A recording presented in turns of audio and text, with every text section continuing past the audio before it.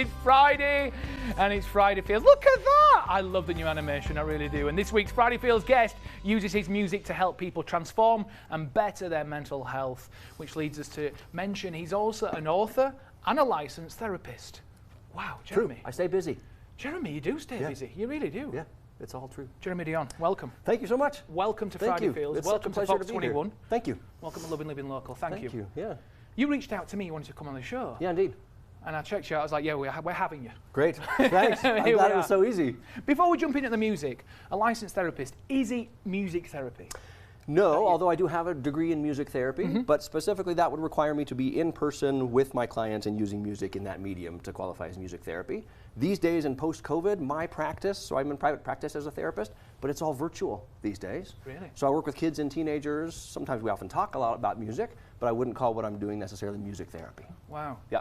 How important, I'm a musician myself, and how important is music to have that collaboration with therapy, with mental health? It's vitally important. I agree, right? So we all know how therapeutic music in general is for any of us, right? We all have our favorite songs, we see our concerts, etc.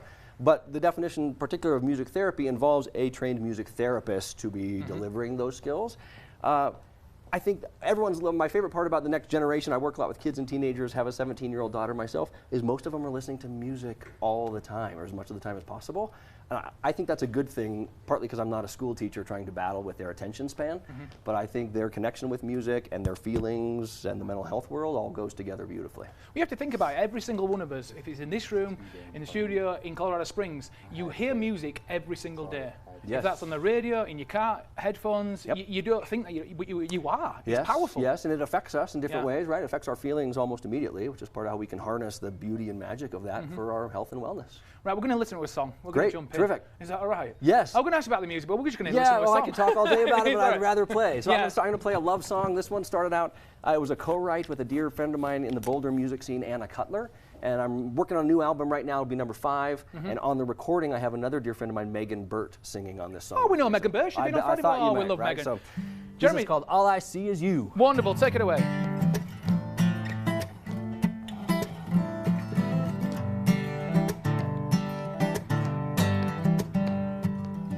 Sunsets over ocean towns, every wave kissed by fading light. Northern mountains with their stars on a deep and dreamy sacred night.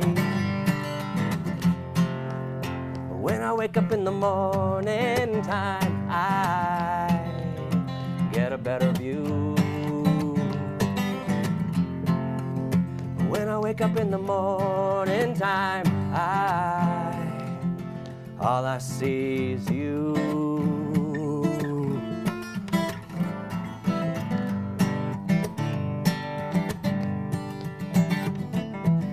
Two were dancing, eyes both closed, so in time, no in between. One romancing, two no more, with a burning for all I've seen. But when I wake up in the morning time, I get a better view. When I wake up in the morning time, all I see. Look a little closer, my love.